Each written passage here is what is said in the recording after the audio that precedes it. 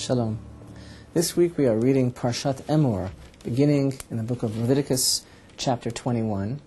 And one of the things that we read about in this week's Torah portion is a commandment that we are totally taken up with at this time of year. That is the commandment of the counting of the omer.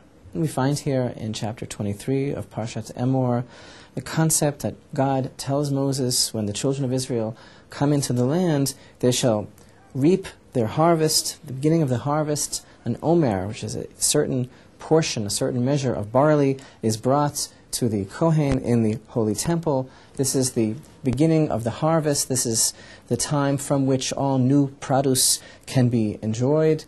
And the whole concept of the bringing of the omer, of barley, in the holy temple is expounded by our sages to represent a certain stage, a certain type of mentality. After all, we were taken out of Egypt, and we were actually in a state of constricted consciousness.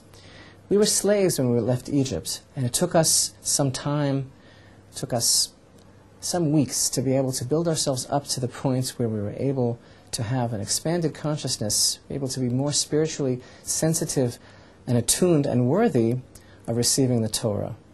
Part of this is reflected through the whole concept of the barley, which is harvested on the second day of Passover. Raw barley is referred to by our sages as animal fodder.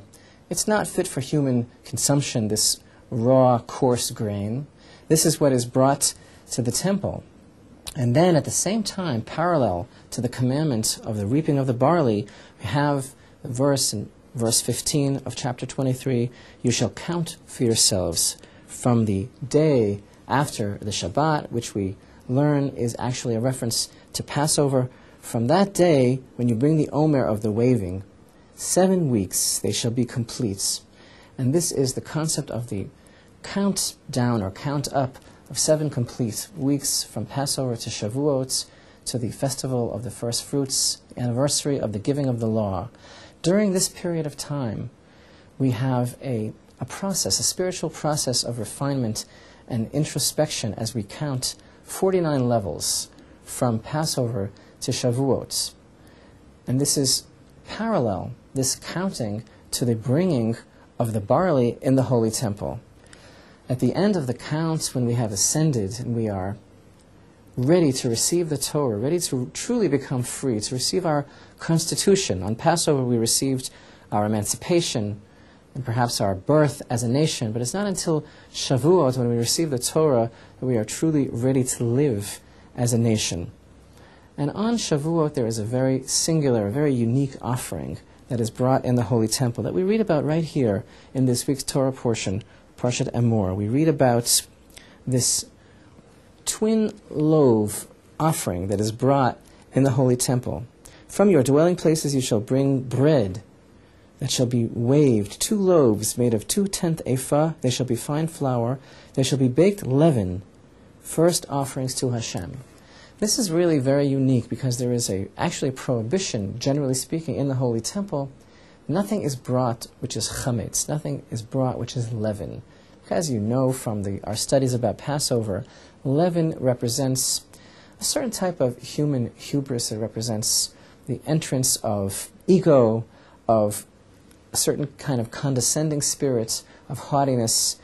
Leaven rises, and these 2 twin loaves that are brought on Shavuot, these 2 loaves of bread, special offering on the festival of first fruits and the anniversary of the giving of the Torah at Sinai, these 2 loaves are actually leavened, the only leaven which is brought in the Holy Temple. And after this period of spiritual introspection and progression, slowly, level by level, to return to the state of illumination that we received from God when He took us out with an outstretched hand from Egypt. Now we have counted, and this light is now deserved. When we received it at Passover, it was a gift. Now over these 7 weeks, as we reflect upon what it really means to be a person, what it really means to serve God, what it really means to be deserving of that light, now on Shavuot, the barley, the raw animal food, has turned into bread. Leavened bread, which is fit for human consumption.